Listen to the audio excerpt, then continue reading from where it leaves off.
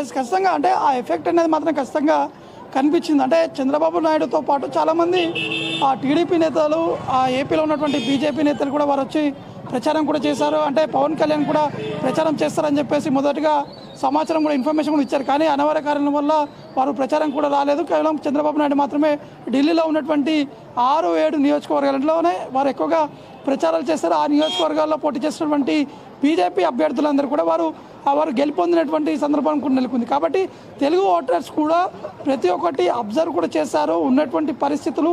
అంటే కేవలం సెంట్రల్ ఢిల్లీ కాకుండా ఢిల్లీ అవతల ఉన్నటువంటి ఈస్ట్ ఢిల్లీతో పాటు సౌత్ ఢిల్లీ సంబంధించినటువంటి అక్కడ చాలా వరకు డ్రైనేజ్ సమస్యలు కూడా ఎక్కువగా ఉన్నాయి. అనేక సార్లు వారు ఫిర్యాదు కూడా చేశారు. కానీ ఎవరు కూడా పట్టించుకోలేని విధంగా కూడా అక్కడ ఉన్నటువంటి ప్రజలు కూడా చెప్తున్నారు. అంటే మహిళలకు సంబంధించినటువంటి ఓటర్లందరూ కూడా వారు ఒకవైపు అరవింద్ కేజ్రీవాల్ వైపు ఉన్నప్పటికీ అక్కడ ఉన్నటువంటి చివరి